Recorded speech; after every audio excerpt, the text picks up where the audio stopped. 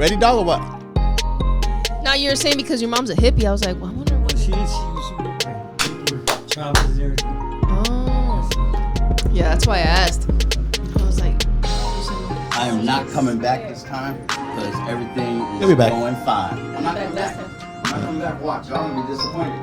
All y'all fans are gonna be like, "Where the black guy at the second time?" I'm like, "Just once, my boy. Just once." There you go. All right, everybody. Welcome to. What are you laughing for, Maggie? because I think he's gonna be back. He'll be back. I'm Joe Vargas. This is Maggie Duarte, and today we have a special guest. Very special. 8 to 9 years in the making. we always are busy, and we never get to hook up with him. Paul Banke. Banke. My boy, my friend, part of Box, the founder of Box. I told you. I told you. Son of a bitch. He always does that shit. He killed my boy Banke's intro. Thank you for being here, Paul. Maggie, before he speaks, Yeah. I don't know what I'm more excited about. Brian Figueroa making his comeback and winning this fight. That shit was good, man. That shit got me all emotional. Left it good. Or Paul Banke being here with us today. Man, super treat. How you doing, Paul? First of all, can I say something real quick? Of course, dog. First of all, I thank God because for me being clean and sober. Because if I wasn't clean and sober today, I would not be where I'm at now, and I would not turn my life around, and I would not be here to this podcast. That's right, dog. Thank both of you guys. Oh, yeah. thank you, man. Okay. We're excited. It's a cherry on top to the weekend for sure. Okay. Yeah, people don't understand. You started as a kid, got in the game, and then somehow, some way, drugs found their way. How many years did you lose to drug addiction? How many years? Do you felt like you lost due to drug addiction? How many years were you strung out on drugs? That's a good question.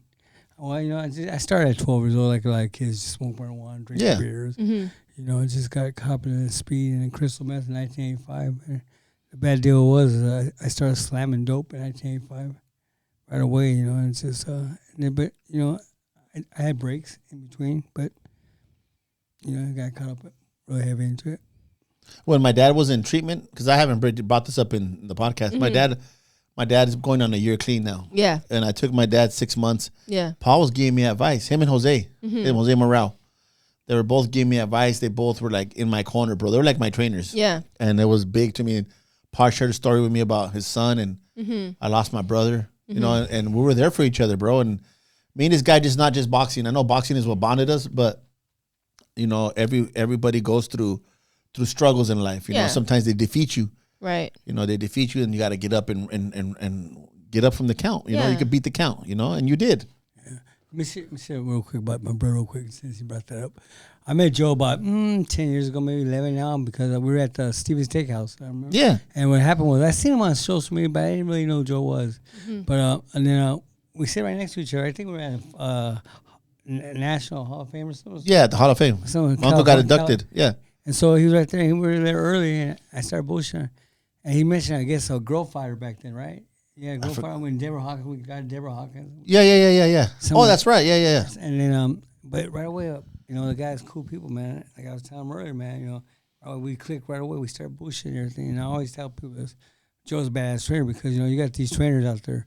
And Joe's just don't sit there and trains you. He takes you out to go eat, go hang out with you, he works with you, he trains with you. He hangs out and bullshit, talks shit with you. He does like he hangs out with the family. He brings the boxes to his house. That's sometimes I run with them. Sometimes I spar with them. Yeah. You fuck with them. Yeah. You fuck with them too. Yeah, I fuck with them a lot. Yeah. It keeps it real always, though. Yeah. And this girl right here, she's badass.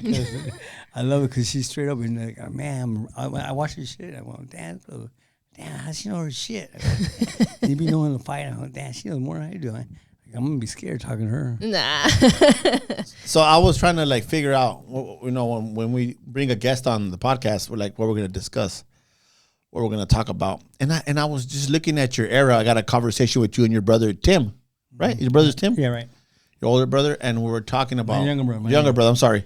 We were talking about the era you fought, and I was just like, I'm gonna ask you something. I'm gonna tell you some names, and tell me if these names are anything to you. And if you remember them, and these are names that stand out to me from that era. First name, you can relate to?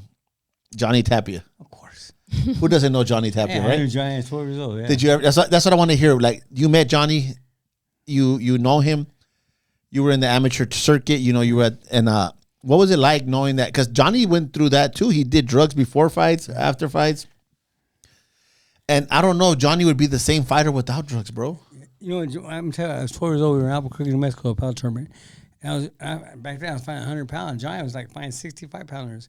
I remember it was a tournament, and when Johnny fought, the whole crowd went crazy. What the hell was this kid? You know, and I didn't know the story till years later. Yeah, 10, 20 years later by his mom. But the whole state, they embraced him, huh? They loved him. They backed him up for the whole thing. You know what I'm saying? That's junior bantamweight. Then another name I remember. See if you remember Roberto Quiroga. Great fighter. And then this guy's my homie, bantamweight, Raul Jíbaro Perez. Oh yeah. From boy. Tijuana. Yeah, that boy was he put Tijuana on the map. Now too, right? He's promoting and training and doing everything from the ground up. He got big. He got tall. He got tall. He used to fight at bantamweight, bro. I can't believe he's like when I was like 200, but no, he looks good. Raul Jíbaro Perez, saludos, compa. Yeah, that's my boy. How about this guy, Orlando Canizales? Oh man, I love Orlando. Orlando fought like Packhead back then. You know what I'm saying? He defended his house so many times, like Packhead back then. And his footwork was so awesome. Am I right? Yeah. He was something special. And Jesse Reed with him and everything. Yeah. Yep. How about Luisito Espinosa? Oh come on, bro. That boy. He was Filipino, no? Yeah, I think so. Yeah. That's crazy. I was assuming he was Mexican. No. And I'm moving up a weight. But you brought that guy in. That's bad. He's a bantamweight. He was bantamweight back then. Yeah. Yep. Yeah. How about Jesse? You know who Jesse Benavidez was? Of course. He came on barbecue. I talked to Jesse yesterday. That's cool. He's gonna be at the barbecue this time. I don't know. Hopefully. Yeah. How about Tracy Patterson? One of my favorite fighters. I fought Tracy. Tracy's a bad boy, man. Yeah. Tracy. I love Tracy. He's a bad boy. He was special. How about Welcome Nisita? Oh, I love Welcome Nisita. He's a bad boy too. I'm bringing memories, huh? Yeah, Welcome Nisita. I mean, he was a great champion. People understand. The African fighters they didn't get that much love, huh? They didn't get that much exposure they should. Not like they deserve. He came over here a couple of times, but he was a great fighter, man. Great champion. You know what I'm saying? Great champion. This guy next, I was at Jim and the kid watching him. Jesus Salud. Oh man. Oh, is that right? He was out here. He was in San Diego, yeah. At Murphy's Gym. I know. I remember Jess. As soon as we were out there in Toledo, Ohio, I was 16 years old. And we hung out there. He's a bad boy. I love Jess. He lives out here now? No, he was here, and I think he's back in. I don't know where he's at now. His brother's here in San Diego, Glenn. Longshoreman for a while. Huh? Was he a longshoreman, I think? I'm not sure. Once he stopped boxing, I don't know what happened with him. He's a good boy, man. I don't like to butcher Asian names, but did you know a guy named Yang Ha Lee? He was ranked in the top 10. I just took his name. Yang Han Lee, you talking about the fighter I fought? Yeah. You fought him? You know, I fought Kill Han Lee. Yeah. Okay, how about, oh my God, I went bad with these names. You can't read your own handwriting. No. Jorge Paez, I know you know him. Yeah, of course. Everybody knows Montebello. He's a bad boy. How about Troy Dorsey? Troy Dorsey, I talked to Troy. I talked to Troy a couple months ago. Yeah, that's amazing. No, that's his class. That's class of '89 right here. Yeah. I got ready for De La Hoya. Oscar brought me in for and I was already on drugs and stuff, but I was divorced. I was on TV. Well, anyways, I forgot. It's all good. But it's life, dog. Yeah. Life. Yeah. You talked about you talked about your drug addiction. And everything. So what happened was that and they brought me in camp. Robert Middleman and Steve Nelson. Robert Middleman brought me in and they signed De La Hoya. People don't know the story. Robert Middleman and Steve signed De La Hoya for $1 million, and people weren't signing a contract for $1 million. They weren't signing contracts back then until Oscar did. And they brought me in camp for Troy Dorsey. And they brought 3 guys. I was a little one. The other 2 guys were big, lightweights. I was a little guy. But So who'd you spar with, Troy? no, Oscar. Oh, Oscar was special. Oscar was huh? great. Oh, man. Brought me in, I stayed in camp for 1 month after I fight, and they brought me back in a couple of times, but I wasn't doing nothing. How was Oscar's jab when you were Oh, sparring? Oscar was bad. Oscar was bad. Feet, everything, man. Bad. Everything bad. Big boy too, huh? Yeah, he's big. The name I couldn't read. It was featherweight. So what you know about featherweight? How was featherweight back in the day? Well, that's what okay, so junior lightweights, okay? Yeah. This is talking about African fighters. Asuma Nelson. Of course, everybody knows those. Everybody should know these names, but I want to know if you know Just anything to say personal. the name, just to say the name, like Jesse J. Like a good friend of mine, brother. I love Jesse. And he fought Suma twice, no? 4 times, I believe. 4 times. Yeah, and just to say that, it's awesome. You know what I'm Yeah, saying? that's dope. How about Jeff Fenich? Oh, Jeff, I love Jeff, man. I love Jeff as an amateur. And Jeff's a bad boy. I video cam Jeff all the time. I always wake him up. He go, Paul, it's 5 o'clock in the morning. I video cam people in Australia all the time. How about John Molina? John, there's 2 John. Oh, shit. No, the old one. Yeah, the old one, yeah. Puerto Rican. Yeah. Yeah. This is 89, dog. Yeah. This is one of the first world champions that I met personally that was super humble. Chicanito Hernandez. Oh, man. I love my brother. I love him to death. Rest in peace, man. But good people. Just a very, just great, man. It's like Israel boxing. Him and Israel is the same. They're just down-to-earth people, man. Real down-to-earth people. That was junior lightweight. Who doesn't know this name? Pernell Whitaker. Oh, What do you think about Pernell when you were back then? What did you think about him as a fighter? Great fighter. Superior Very defense, great huh? fighter. Very good fighter. I always tell people, like, if you want to be defensive minded, be like Pernell. He out jabbed the shit out of you, shot that straight left, and turned you and spinned you around, and that was boxing, dog. I saw Vinny Pazani and Pernell Whitaker at the gym in Colorado Springs Training Center. I'll never forget this. I always tell Vinny, man, because Vinny grabbed the ropes and he's fucking around. He's spinning. Pernell got all pissed off and walked out of the ring. Vinny was a showman, though. And Vinny, they both were. Yeah. They both were. The ring was too small for both of them to Yeah. be in there, dog. They're both showmen, yeah. Vinny overdid it. Vinny took it first. How about this guy, bro? Freddie Pendleton. Oh, Freddie bad boy. Badass, blue. People don't understand. Freddie had these fights. Freddie's a bad boy. He had all these wars and all these fights. He had a lot of losses, but he became world champion too. Yeah. That's But it dope. took like 13, he had like 17 losses or whatever he had. I'm not too sure. And he came back. And he had 13 intense fights or whatever. And lost. He became world champion. It's a bad boy, man. Another one, Diego Corrales. That's a bad motherfucker. Oh, yeah, but this is 89, dog. Yeah. Diego's my era. Oh, yeah. I wasn't born yet. Juan Nazario. That's a good fighter. Good champion. Greg Hagen. Great bad boy, too. Rest in peace. Yeah. Greg used to come to my gym back in the days. Greg talking shit. Junior welterweight. Who doesn't know this name? And he was fighting when you were the man, when you were champion. Julio Cesar Chavez. Oh, of course. Of course, he's the best, man. Did he have that aura back then, like when he walked in? No, you know, he's different now but when I saw him, I came over there after I won my world title. I went to the forum and to hang out. And I was with Laporte. Laporte was in our gym, Juan Laporte, and Charles, let's try to speak Spanish. And he goes, Pod, to this day, Pod don't speak Spanish, and he's Mexican, dog. So Laporte goes, you don't speak Spanish, and all of a sudden, Charles, Paul, you got big balls, you got big balls. And I said, oh my God, and that's when Charles was in his prime. So the best compliment ever to have him. You know what I'm saying? Hell yeah. But you see him, I don't think he don't recognize me. He don't know who I am. Yeah.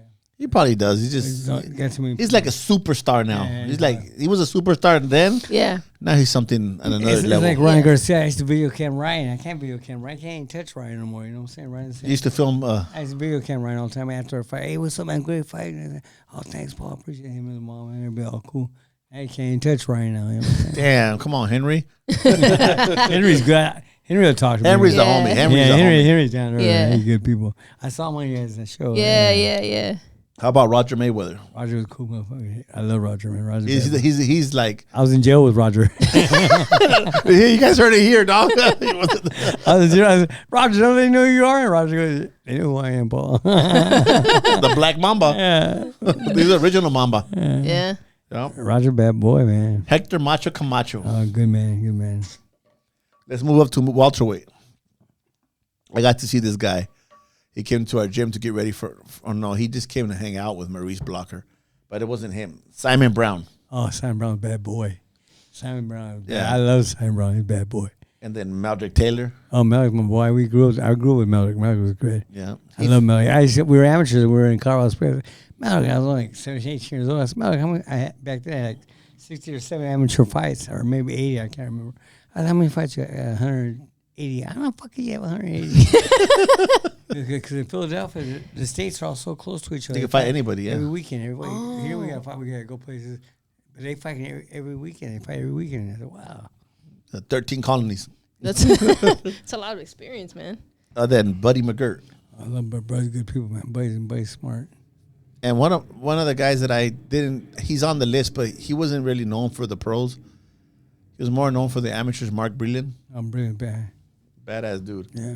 And here's another. What did you say right now? He was more known for what he did in the amateurs. 188 wins, 1 loss. I get you, bro. Yeah.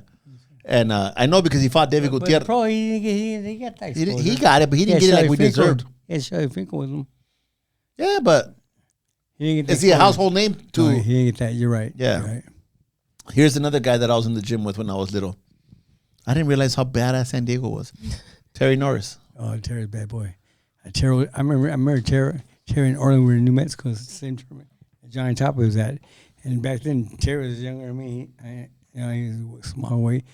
Yeah, Terry's a bad boy, man. Terry's bad. Let's go to middleweight, dog. One of my favorite fighters who I like watching this guy because he just looks so beautiful at what he did. But he couldn't break a nigga if he tried. Michael Nunn. Oh. He was smooth, dog. Yeah, it's like Michael. Michael second to none. Yep. One of the best nicknames, too. That is pretty dope. One of the most powerful punchers I ever seen. Knocked out my boy Terry Norris in the second round. Julian Jackson. Oh, Julian's a bad boy, too. He was special. Hey, it's nothing but powerhouses back then, man. Look at this is like Chris Eubank Chris, in that weight, too. Senior. Roberto Duran in that same era, too. At the end of his career. Senior. Yeah, I talked to his son today. Oh, did you? I texted him because he's going to fight again. He's going to fight again.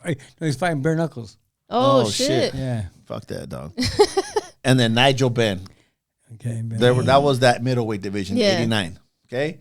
Junior middleweight, I just put one name because there were so many names but they didn't pop out of me. The only name that was on the top of the list was Tommy Hearns. Light heavyweight. A good homie, good friend, and I'm pretty sure you know him too, Virgil Hill. Oh, yeah, very good people. Good ass dude. He's promoting too. He's doing amateur fights. He's always referee official now, huh? Yeah. And then Michael Moore, dog. Who doesn't know Michael Moore? More bad.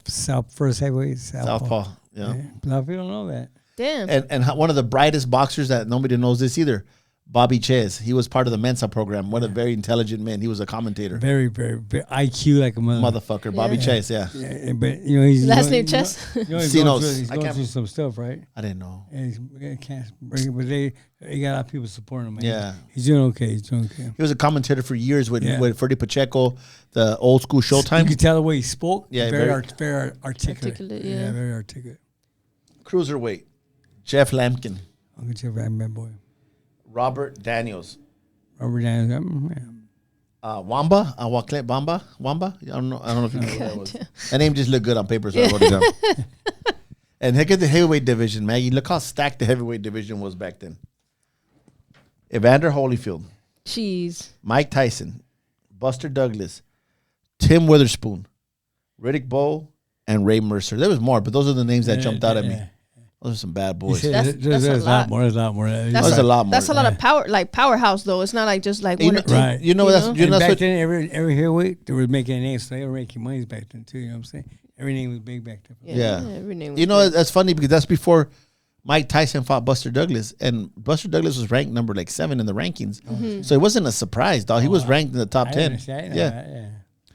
And here's your pound per pound list in that era. 1989. Yeah. Cesar Chavez. Ooh. Pernell Whitaker, number 2. Michael Nunn. Antonio Esparagosa, who was from Venezuela, I think. Colombia. Maldrick Taylor. Evander Holyfield. Mike Tyson. Giant topic I've been here. Tijuana, Raul Jibaro Perez. And Ricardo Lopez. What about Ricardo? He's not on there. That's what I was looking for him, too. Ricardo's a bad boy, man. He's been shit on there long. And, Ricardo, I thought he was fighting already. Was he already at the peak? No, he became champion around my era. He became champion. Yeah, he didn't make the list, but he's one of my favorite. But he had a title fight for 15 years, I believe, or 16, 15, right? 15 years. He had for a long time. He hold it. And Mike Tyson, like all these big guys, they don't see the little guys. Mike looked up, man. Mike always talked good about Ricardo Lopez. Bad boy. That's true. And he retired undefeated, like 50-1 or something like that. One draw. His technique, man, guy his punches, man. I'm a world champion, but her favorite fighter is Ricardo. Ricardo Lopez. Does your mom speak Spanish? Yeah. What happened to you, Vato? Like growing up in LA, that's what happens, huh? I can't speak English. Once I grew up in LA. Hey, Paul, I talk to Paul a lot sometimes on the phone, just randomly. And Paul mentioned something to me that I had never thought about before when he told me that he ran into the Daniel Zaragoza, who was the guy he fought for the world title. Mm-hmm. And he says he always thanks Daniel Zaragoza for the opportunity. Mm-hmm. And I never hear that because most champs don't, you don't get to hear stuff like what. You had already fought Daniel once for the opportunity and you lost, right? Right. Then you got the rematch. June 22nd, 1989. Right? And you got the rematch. I dropped him in the 9th round the first time. I knew it was close, but I didn't get the decision because I thought it was close. Everybody thought I won, but I didn't think I won. The first one. Yeah, I thought I could have won him, but because of the hometown, the Great West Forum. You fought him in Mexico or where? The Great West Forum, LA. Oh, that's when the fucking mecca of fighting was back then. So the second time, I was ready for it. The first time, I was like, my 20th pro fight. I'm gonna fight for a world title. Wow, my dream is gonna be here. And I kind of I guess I can choke a little bit, but it didn't come out the best. But the second time came around, April 23rd, I was ready for this one. So yeah, but Zaragoza is a great fighter. A lot you hear a lot of these champions. That's one thing about us boxers. I think that we support each other and we give each other love. I can't say much about the other sports. I really don't know too much about that, but. After we're done fighting with each other, we're growing up and stuff. We give them a hug. We love each other, man. And we talk and we joke and we laugh. You know what I'm saying? I noticed that. Like, for example, Eubank Senior and Nigel Benn, right? They like had bad blood when they fought originally, right? And now it seems like they're cool. They're cool with each other. But why do you think that is? Is that like the sportsmanship? It could be different, or it's just you grow up and you're like, whatever. Or, I think you share something in that ring. It's almost like you leave a part of you, whether it be big or small, right? You share that moment. Paul, Maggie always brings up energy. Like she talks good stuff. I can't believe the way she talks. It blows me away. I tell you that the way a girl talking. Of course, I'm old school now. I grew up. But, she talks her, but she knows her sport and it blows me away. She knows her shit. But she always. Sometimes I'll tell her because she'll like not talk to people sometimes. And she says she don't like to share her energy. What am I saying? She'll say hi and that's it, but she won't mingle with people that much. She doesn't like. She has no time for bullshit, right? So I tell her, why you sometimes you like we're like why are you being a dick for, dog? And she's like, no, I just don't want to share my energy with them.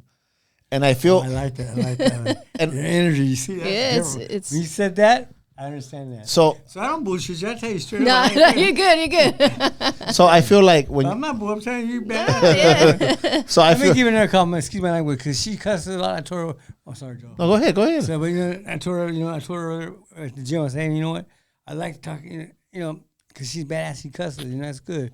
And I'm gonna give you a compliment. This is a guy talking, but she understands. Like you got balls, and that's a compliment. You know what I'm saying? It's a compliment. I'll take it as one. Yeah. So go ahead.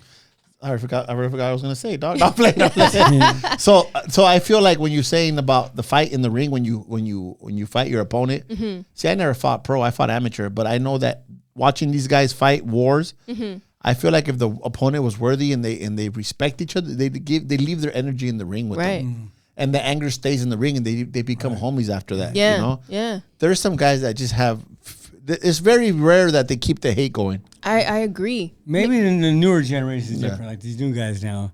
But Arturo Gatti and Mickey Ward, they love each other. Yeah, they used to fight wars, and they. So I'm gonna ask you something, okay? I got criticized for this when I talk about those two guys. Okay, you can tell me the truth, bro. If you want to hit me with the microphone, go for it. I like Mickey. I love Mickey. Every time I see Mickey, I understand that. I do too, but as a boxing fan. Okay. Those guys got a lot of love on HBO. Right. They were non-title fights. Why did HBO feed us those guys? Oh, look at because they couldn't beat the black and Hispanic fighters. So they made us, the legendary nights. These two guys fighting for non-world titles. Oh, look at you. How many? Let's go. I see that. How many guys did they really deserve those kind of comments? Look at you. I see that. I see what you're saying. So if those guys, if there were two Mexican guys fighting each other for non-titles, they wouldn't be on TV. Yeah, he got deep because you know what? I thought that too. See, but I don't go there. You'll never see two black guys fight. No, I didn't say I thought that. That came on mind. You would see that on USA Fights, on the lower end, or they'd be the undercard. Yeah, but they never got airtime like these two guys. Yeah. They fought each other beautiful. There's an art of war. Those are wars. It's beautiful. Yeah. But more of attrition. If that would have been a Hispanic fighter or a black fighter, they wouldn't have got that love. I'm sorry I'm using that card, but it's true. Mm-hmm. Those guys, the legendary nights, they're the only time they show you legendary fights on HBO. Mm-hmm. That was a non-title fight. Mickey, he's kind of my barbecue too. So Mickey, I'll bring a headgear. I'll bring a headgear and a body shield so he wants to hit me. I see Mickey worst body shots, dog. No, but you know what? Being in the ring, those guys, but he understands. He knows. Yeah. You know, he understands. He knows it's real. Yeah. I'm trying to think even recently if there's any like two Mexicans that have headline. I'm talking main event that hasn't been non-title a world title fight. I can't think. I mean, recently, but Ryan and Rolly were fighting for a title, right? But now it's different. Now it's popularity contest. Yeah, it is. They got that opportunity without being popular. Well, Mickey Ward had fought some good fights, and so did Gotti. Yeah. Gotti had fought Ward, Patterson, everybody, De La Hoya, Mayweather. Yeah. He had fought everybody. He fought them all. Yeah. So yeah, they deserve it. Yeah, but they got put as like legendary knights, and their fight was legendary, bro. Yeah. But any other fighter get that chance? Yeah. Yeah. You know how hard it was for you. That's the politics right there. And this guy. When I used to I called Joe once. I said, "Man, this guy knows his shit." He knows his stuff. You know. I'm like, Well, I grew up around it. You know, my uncle Joe Cortez, my uncle Gaspar, my cousin Michael's a referee. I love that. People got to hear that story, man. You got a great story, man. It's a great story. Yeah, but I was just thinking about those kind of fights, that kind of era, you know. And I watched Paul when you were fighting Zaragoza, and you stopped them in the second fight, right? Right. What was your mindset when you finally did it? Fuck. I'll be honest with you, my ears ring. You know? It was April 23rd, and what happened was my ears ring. I was like, I couldn't remember. My head was like, shh. You're like, holy shit. At a young age, you're 12 years old, want to become world champion. Never imagined. Accomplish your dream. And I was like, man, wow. It got crazy. And then, you know, life, you know, some champions okay with it. I couldn't accept all that stuff that came with it. Yeah. More drugs. More problems, huh? More drugs came. More girls, more drugs, everything, you know. Everything. That's the truth, though. That shit's real. For some reason, I always tell people, you know, after I became world champion, I got good looking. I don't know what happened. Became handsome. So they were coming at me before. Hey, Bill Burr, the comedian, I was bringing this up. He always says that nobody prepares athletes for the bet when you win. They don't prepare you for the amounts of women they're going to come at you, the amounts of drugs. Nobody prepares you for that shit, you know? So you have to have a good team around you to watch you. Sometimes you feel like your team is hating on you because they don't want to see you go mess around with that girl, go do that. But it's not that. They're protecting you from habits. Mm-hmm. They don't know if that girl's going to give you drugs or do shit with. They don't know nothing of that, you know? Right. So, yeah, man, it's like protecting an investment, bro. You know, and that's true, especially if, you know, you go through, we talk about exchange of energy. We go through a lot, like, as a team, right? Like, I'm trying to put myself in that position, right? Try to picture one of the guys, you know, wanting to go do something like that. And it's like, yo, we sacrificed a lot. You know, it's just not worth it to go fucking throw it away for something that's only a thrill, pretty much. You know what I'm saying? So I could see that frustration, but then again, I can also see the other side where it's like, yo, man, I've been sacrificing my whole life, and now I just want to go have a little bit of fun, you know? Right. When you become a world champion, you think you're invisible. Yeah. It goes with anything, you know, anything. What was it like to see your mom when you accomplished your goal? Was she happy? What she say? Everybody was happy. Was she saying, Ricardo's still my favorite fighter? How's your relationship with Daniel Zaragoza when you seen him? I talked to him a couple months ago. No, April 23rd, I talked to him. We and we talked in Spanish. I told my buddy, we talked. If you ever talk to him again, let me get on the phone. I want to talk to him. Yeah. You know, people gotta understand real quick, because there's always, Mexico has some great world champions, legendary world champions. They got Monica Mesa, Alberto Roman. They got Chiquito Gonzalez. They got Chavez. They got Morales, Barrera. See, that's the new era, but that's the old school guys. Salvador. Sanchez, of course. And they have zero goals to become a champion. People understand, a 3-time world champion. One time, lose it, win it again, lose it. That's awesome, man. I became a world champion one time, but to fight and win it 3 times in a row, to me, is a legend. You know what I'm saying? He's connected to Eric Morales because he lost. He when Zaragoza. I'm connected to Eric. In a way, because Eric don't. For some reason, Eric we don't talk. I don't know. That's all good. That's Eric. Eric don't talk to nobody, dog. He got a podcast now. He's forced to talk now. But is he like that? He's very cutthroat, dog. Like I try to talk to him. He's like, All right, motherfucker. I went What's up, Eric? get on that way. I said hi to Eric a couple of times. We've been to his gym to spar, Yeah. and he kind of just comes out and looks at us and hey, like, Yeah, that's you know, it. He's so I'm like just- that, huh? He's just like that. He doesn't mean nothing by it. That's just who he is. Yeah.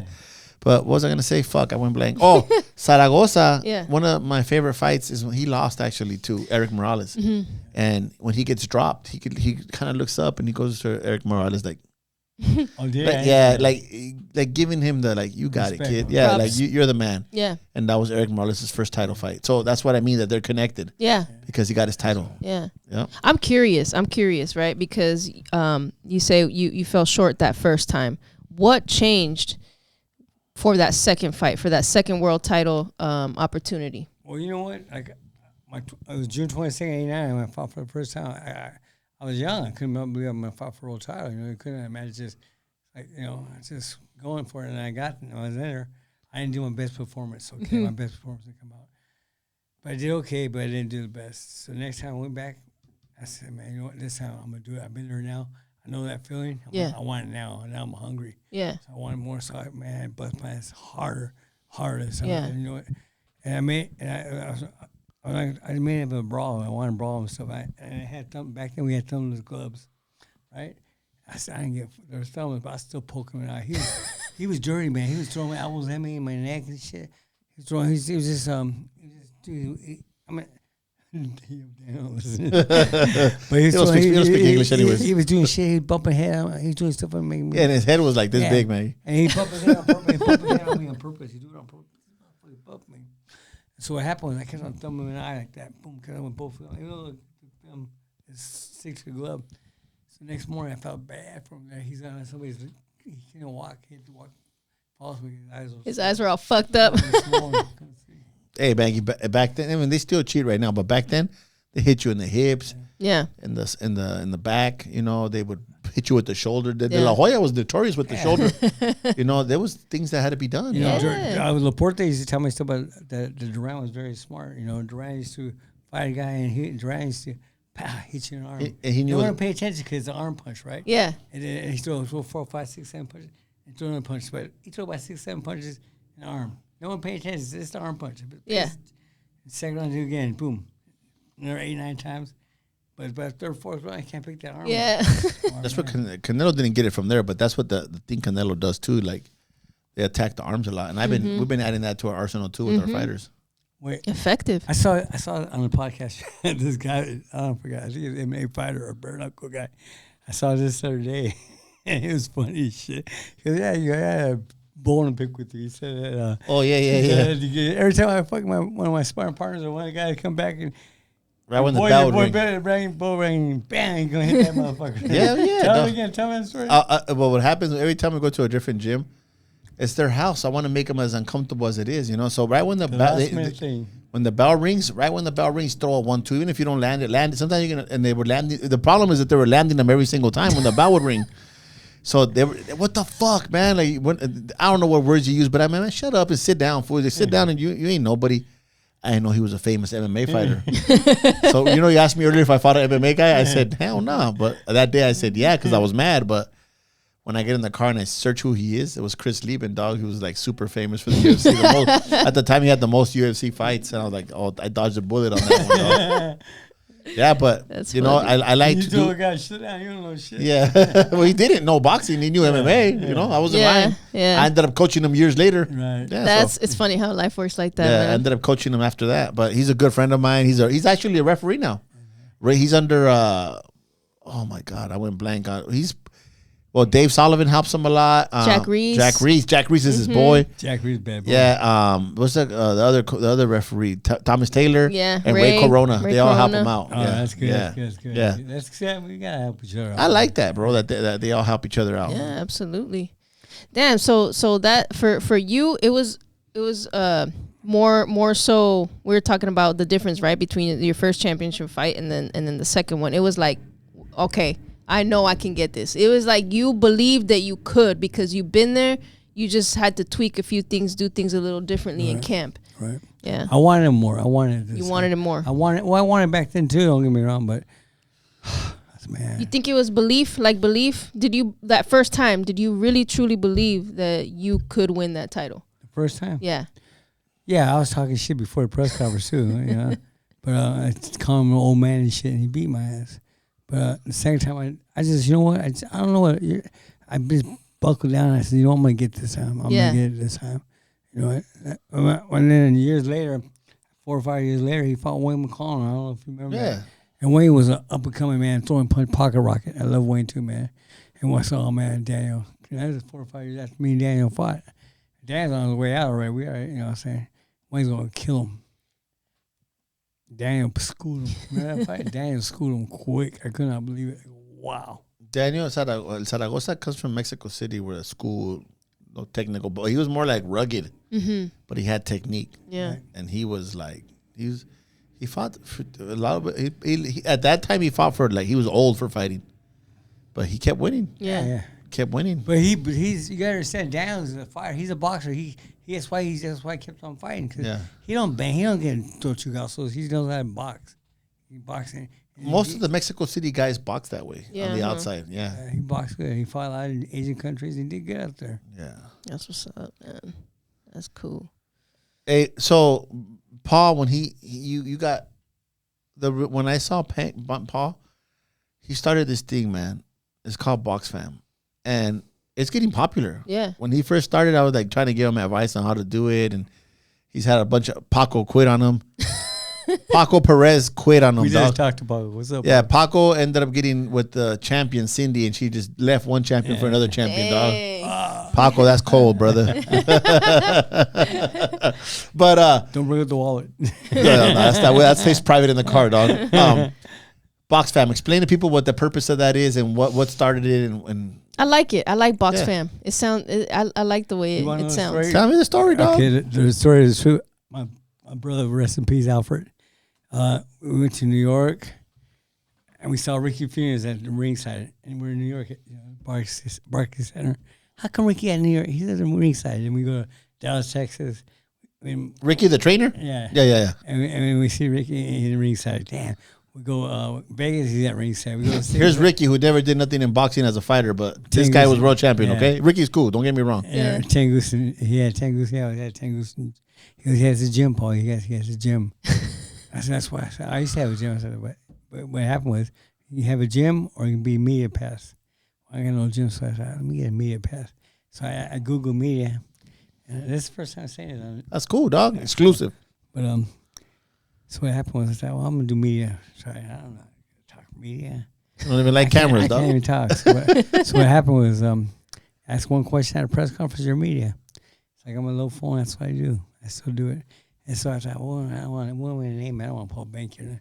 So it's a boxing family. At KFC. Kentucky Fried Chicken, but it's shortened to KFC. IHOP, International House of Pancake. IHOP. Boxing family, Box Fam. Hell yeah. I like it. I like the way it sounds. Box Fam. Yeah, it has a tone. Yeah. And everybody brings it up now, bro. Yeah. Like all fighters. He has Victor Ortiz on there, Hector Camacho Jr. That's a lot. Tell me some of the guys that are behind that. I got gang people. A lot of fighters. You can't leave nobody out, so he's not going to say them all. But there's a lot. The ones that I've seen, there's a lot of guys rocking it or talking about it. So the reason why it started is because you wanted to be ringside watching fights? Yeah. I like that. But then I got this barbecue. It was a blessed. Thank God the city of Azusa puts it on for me. You know, I got a lot of people coming to this barbecue. July 9th. 19th. And so it's been getting bigger and bigger. So it's a blessing. You know, it's just I got sober September 14th. 2014, I got sober September 24th, and I turned my life around. And what happened was, I'm kind of too old for training people. I was like, well, let me start doing some interviews. So I started interviewing people. Yeah. I had fun with them. I'm just having fun on social media. You know what I'm saying? That's good. You're having fun. Yeah. It sounds like you found, you were telling me at the gym, you found a little niche for yourself, because it's not just about the boxers, like you said. It's about the family. And like I was mentioning, while you do fight on your own in the ring, right? It still takes a village and a tribe for that fighter to be able to even get into the ring. You know what I'm saying? And the wives, or the husbands now, and the brothers, Families, the sisters, yeah. family, all that. So it's to me, it's interesting to get all those takes in that perspective because, you know, as coaches in the gym, we don't just deal with the fighter sometimes. It's the family. And everybody has a story. Yeah. yes, everybody has a story and everybody somehow, you know, has an influence on that fighter. Right. It's crazy, man, because I heard when my son graduated from college, the guest speaker says the kid didn't graduate only, the whole family graduated. Right. And it's kind of like box family. It's like we're a family, but it's like it's one. If you've been in the ring as a trainer, a cut man, a fighter, you're like a network of brotherhood. Yes. You know, and I know he has a special bond when he sees a former world champion. Yes. Or when he sees a young. I see him talk to fighters like that are just starting. He has some questions. He shows everybody love. Yeah. I got crap on it. Go ahead. But the meaning of box family is a very key. So a word that means a lot to anybody, right? Family. And if you box before, it's like a drug. Right. So box family, you know, I love it. You know, what's another thing is like, you know, I got sober at 2014. So look, he has it on his neck, dog. So on my social media, you know, I'm out of the sport. You know, I'm not training nobody, but you know what? I'm still in the sport because I'm interviewing people. Yeah. So it's a blessing. So I'm still in the sport because I'm interviewing people. I'd rather be in the meat part where the Joe's at. He's in training people. You know what I'm saying? That's a good part right there. But you're passionate about it, though. Paul, you like it. Yeah, you know what? Thank you. I like that. Yeah, I got into it more now, so it grew on me. Yeah, it grew on you. Yeah, that's how it is. Blessing, you know? Like, you didn't think you were gonna be a coach. It kind of like it grew on you too. Yeah, it grew on me. And Paul, like you are where everybody wants to be at. The decisions you made before that or after that, that's separate. You reached a milestone that is not that many people are gonna get to. Yeah, there's millions of people boxing, but only few are going to be champions. You know what I mean? So what you achieved is really the unreachable for 99.9% absolutely % of the fighters. Think about that. And you did it in an era when motherfuckers fought motherfuckers. Yeah. Right now they vacate the title and they get opportunity. Yep. You know, you did it when it was honorable, bro. I'm not saying these champions don't matter no more. If you're undisputed, you're the man. Yeah. But you did it when the belt meant to be, when the word champ meant champ. Yeah, absolutely. And it's an honor to have you in here. Hey, you know, he was talking about, like, we were talking earlier when he said when he was little that he heard speakers. Yeah. You know, when he was sharing a story about when he wanted his mom. Angela Davis, yeah. Angela Davis. He heard a speaker and the impact he made. Yeah. He made an impact on me when I was a little kid watching him. I was 13 years old when he became world champion. Yeah. So him sitting next to me right now, I would have never thought that when I was watching him on TV. Yeah, that's huge. I don't tell him that because I don't want to stroke his ego, dog. But I looked up to him, dog. I still look up to him for everything he's done outside the ring. Yeah, getting clean, getting his life together. That also that's a huge championship mentality, dog. Yeah, and then starting box fam, and then he don't even know what sky's the limit where he could end up at. Absolutely, you know. And that's a fight in itself, man. Also, overcoming drug addiction. That's huge. That's the hardest fight, the mind fight. A lot of people don't get out of that. You know, some pass away and they don't get out of it. So that's huge. Paul, tell me if I'm wrong. In order to win the world title, you have to have a strong mindset, right? You had to push your body to a different limit. Right. In order to kick drugs, you have to have a strong mindset, right? You do. Yeah. It takes huevos and it takes mindset, right? Mindset. Watching my dad, I learned it that one moment he was like, "I'm done with this fucking rehab." Guess what, motherfucker? You haven't achieved. You're not out. You're gonna finish. I had him in Mexico. He wanted to meet you, but we're having family things right now with my grandma. Okay, that's right. But it took your mindset. You have a strong mindset, and you're passionate, and that's why you're Paul Banke. I know you don't like to be talked about. He doesn't like to be filmed. I'm the same way, man. Yeah, you guys are the same, dog. You guys don't like it. That's good. You read mine's good, bro. I know. Well, I can tell, dog. You read body language real quick. You're like a fighter, dog. You give it away. I'm reading you like you're reading Zaragoza, dog. At first, I think I was gonna make it today, and that's what I get. 6 times it did happen to me. I'm going here, I'm going there, and then all of a sudden, you go. I didn't tell Maggie. No. No. And I said, man, I'm not going to make it. And I said, fuck, I'm driving. I'm going. He messaged me yesterday. He goes, hey, I'm not too just sure. to get you heads up, the guy who's supposed to take me, he's not answering me. I don't know if he's going through some little issues. What's up, bro? We know who you are, dog. He's a homie. We didn't know why we didn't know why he maybe he has issues. We should hope it's good, Yeah, so he's like, I was like, all right, she's not coming. So I was like, all right, me and Maggie, I want to scratch that and tell her like, hey, no, we're having no breaking news for me. So he texted me the morning. You know, it bothered me because you know what? I promised this guy For a long time. You know Oh, and I know you've been looking forward to it for Long weeks. time. We seen him at the MGM. We seen him at, remember in Vegas? We seen him. Yeah. For so many years, and he's like, he's tired of hearing my shit. Yeah, fuck you. Nah, I didn't ever said that, dog. You know what I'm saying? Inside, like, You're thinking I'm thinking No, that. no, I'm still, not saying thinking that, but I'm just saying that. I'm the 13-year-old boy who's still watching Paul Banke fight on TV, dog. But you know, I'm gonna tell you real quick. When I got sober, when I got sober, now that we're in the 20s, maybe 30s. I don't remember telling another guy, "Hey, I love you. I love you." I don't tell a guy. What the fuck you talking about? I tell a guy I love. What the? I'm 51. I'm 61. I feel Damn, like I'm younger, 51. dog. Goddamn. I'm 61. Like a Benjamin Button over here. Going backwards and shit. I'm 61. So you know, it's like I tell everybody I love him. You know, it's like, I love the brother. If a guy clicks with me, I'm cool, man. I got love for the brother. He grew up in the fucked up mindset, dog. Yeah. No love, no nothing, no compassion from the men. Yeah. No, that's Hey, common. I tell them when I was boxing, I started in I was 89 when you were title. I was in the gym already, and I was like 88, 89, and I walked to my coach and I tell him, "Hey, coach, my hand hurts. Get the fuck over it, kid. Either you go home." That's old school. He said, "Stop complaining, because from this day on, you chose to box. I didn't convince you. Yeah. From this day on, you're never gonna be out without pain." That's Yeah. good coach. Good coach. I was like, all right. So that Papa Murph in downtown, he used to own Murphy's Oh, gym. the one. Yeah. Yeah. That was my coach. His son Rocky. His son passed away. Yeah, too, Rocky right? Murphy. Yeah. He passed away too. Yeah, Right? yeah. Spud. Found in the bathroom or Spud. something? Yeah. Yeah. Yep, that was his family. That's why I trained with an Irish guy. Yeah, good people. The only difference between a Mexican man and an Irish man is the color of the skin, because they both like drinking, they both like fighting. Yeah. They can fight. They can fight. That's But cool. on that note, Banke, July 19th, Azusa? Yeah. Thanks. It was 7th annual box fan bar. Azusa Park or Azusa? Memorial Park. Memorial Park. All day, got food's free, Oh, you- dancing. A lot of girls there, a lot of guys there. I'm sorry. I always say that on Facebook and Instagram. Got a lot of boxing girls there, sister. I got the one guy said, "You got a lot of sisters." I always call people brother and sister because I'm never really a homie. Like, hey homie, hey dog, Yeah. hey food. That's not me. So if I call not brother, me, if it's- I call brother, love, it's Perrito. just love. I call sister, it's just love. You know Yeah. what I'm saying? Hey, Paul has fighters like female friends or male friends from fucking India, from Pakistan, from That's everywhere. cool, I man. like people. I've met people before at fights. Hey, Yeah. what's up, bro? How you doing? And I'm like, hey, what's up? And I'm like trying to remember who they are. You don't remember me? How? Like, yeah. Paul Banke's friend. Oh, what's up? Bro? You know, like, yeah, a couple people. We all play each other out. Yeah, it was hard sometimes, bro, because social media. Because Yeah. I do remember a lot of people, but sometimes you just gotta It's remind me hard, who it though. is quick, you know. And I'll be like, oh, I'm sorry, dog. Yeah, play. We don't. Right. Hey, what's up, bro? Yeah, you try. Their brain is like, come on, help, work with me, dog. You know Yeah. who is this? But then I remember. Oh, sometimes that they leave, and I'm like, oh, fuck, I knew who that fucker was, dog. My bad, dog. That guy was talking to me. He goes, "Hey, man," and my nephew's right there. He goes, "I thought we're due 20 minutes." He goes, "Who's that guy?" I was like, "I don't know." You don't know? You act like you knew my. I said, "Yeah, but play it off." I don't remember. I forget.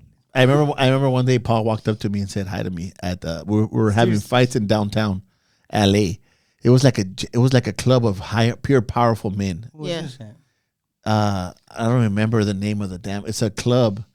You came up to me and Al Gomez tells me, "Do you know Paul Banke by any chance?" I go, "Motherfucker, hell yeah, I know who the hell Paul Banke is." Like he was like, he didn't mean it in the wrong way. He was just trying to introduce me to you. He's but family. yeah. He's super cool. He looks like you, Asian Mexican dog. Yeah.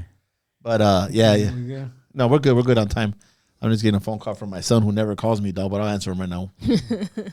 But on that note, anything you want to share with us, Paul, before we? No, I'm good. I appreciate you guys. Thank you very much for me coming and follow these guys. That's it. Love you guys. Love you too. Yeah. And we didn't pay it any love, but we had a show at the gym. Yeah. And we had the women's boxing do a show. I heard the 18 fights. Mm-hmm. Congrats to Tia, who won her fight, and Hell yeah. Kaylin, who jumped in there and fought Her debut. her debut. And we had Brian Figueroa fight. We touched on it a little bit in the beginning. That's the kid I want you to Brian, meet. bad 18 boy, and 1. bad Yes, boy, yeah. sir. You want to beat Brian Ryan's butt, huh? Yeah. All the we face motherfuckers. him one day. Yeah. We Yeah. face Does Henry anybody. watch this? Yeah, he watches it, huh, Henry? Saludos.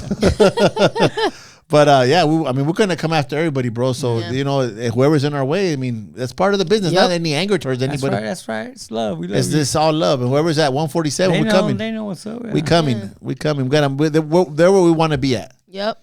So Brian Figueroa is getting ready. We're gonna probably fight again in June, and then we'll see. We'll be 19 and 1 by then, and be knocking on some doors. Yep. There you go. On that note, You guys like, share, subscribe, and comments. Anything you guys want to say? Any question for Paul? We'll ask him, and he'll answer it the best of his ability. Yeah. Thank you, guys. Let's go. Yeah, I think the words, but sometimes they don't come out of my mouth no good.